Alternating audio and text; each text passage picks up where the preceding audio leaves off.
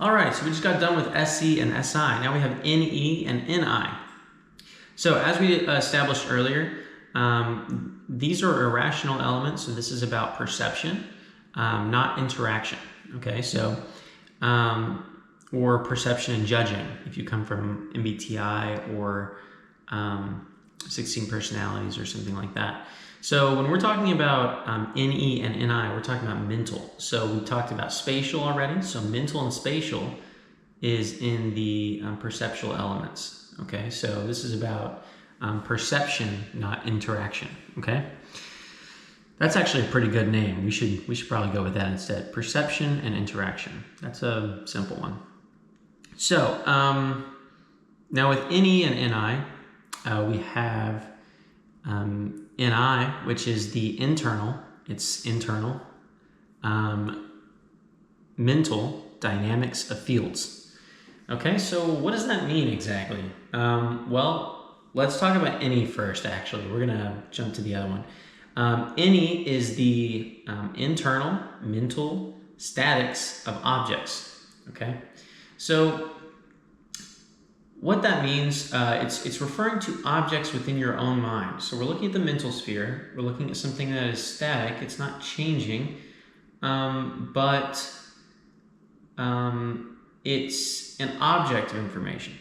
So really, what we're talking about here is an idea, right? Any perceptual body that you have. So whether you generate an original idea and you go, oh, like I'd never considered this before. Or maybe you are considering your options. You're saying, well, what could we do today, right? And then you can generate multiple different possibilities of what the day may contain and what different activities you can enjoy. So all of these mental generations that you create are mental bodies, okay? And so that is the basic idea of what NE is. It's effectively its ideas, its possibilities, its alternatives. Now, one aspect of NE that is pretty interesting is it's also, we discussed possibilities. It's also called potential. And so your ability to recognize the potential in a situation is NE. Okay, so maybe you're in a circumstance that's quite difficult, and you're able to generate a novel way of approaching it.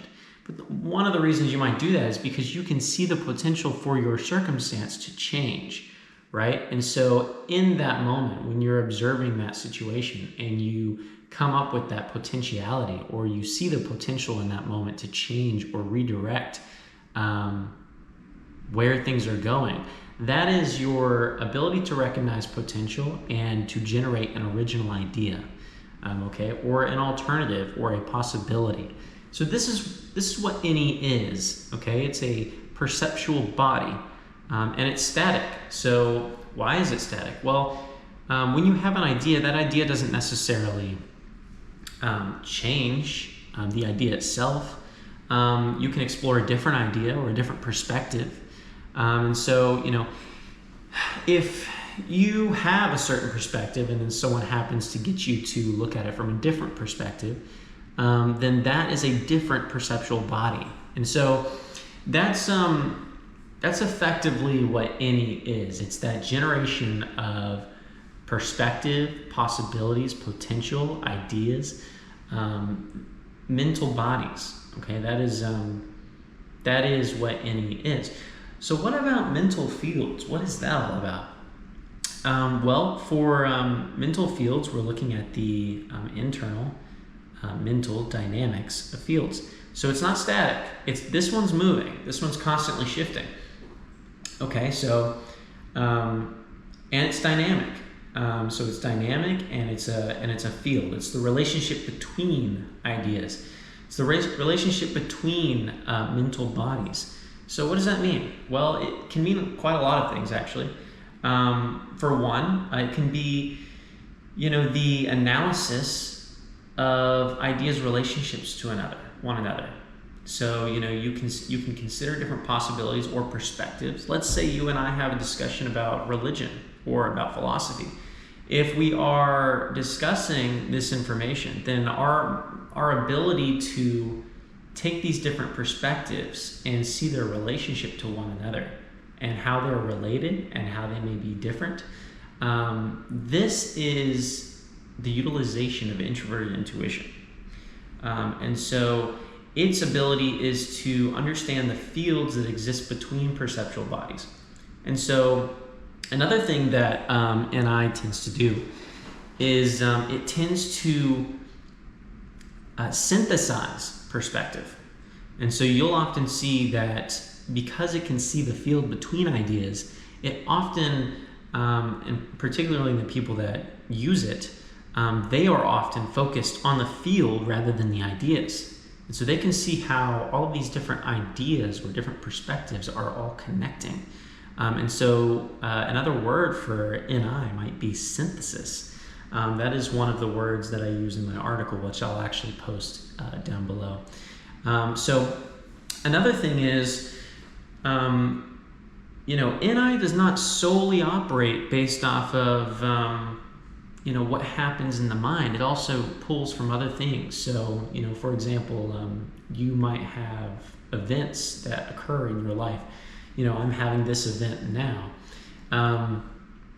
And so this circumstance or this situation that I'm in, and maybe others that I have along the way, when I consider those together, my mind can synthesize those and maybe even predict a later outcome, right? And so that is another aspect of introverted intuition. So when it interacts with the sensory, it can still synthesize. The synthesis is happening in the mind, but it can predict where events may be going, right? So this ability to predict or see outcomes is also a function of introverted intuition. Now, one thing I kind of want to touch on, I feel like it's important, is, when we're going through these, I'm discussing different things that NI is. The last thing that you should be trying to do is say, oh, so it's this, but it's also this, but it's also that, but it's also that, right? This will lead to confusion. The best thing that you can do is you can take the things that I'm telling you, NI is, and you can say, okay, so I'm actually asking you to use NI in this situation. But you can take the things that NI are and you can say, okay, well, so it's all of these things, but what I'm actually describing is one thing. It's just the way that it occurs or the way that it manifests is different. And this fundamental difference is extremely important for understanding socionics in the future. Not for initially getting started or becoming interested, but it will serve you well to think of it this way, because so long as you can identify or categorize the information based on these dichotomies by asking the questions, is this internal? Is this external? Is it dynamic? Is it static? You can determine which information element it is. And the thing is, they don't always look the same in practice, but they are all the same event. It's just that what they're being used for can vary. And so in this case, I'm giving you examples of how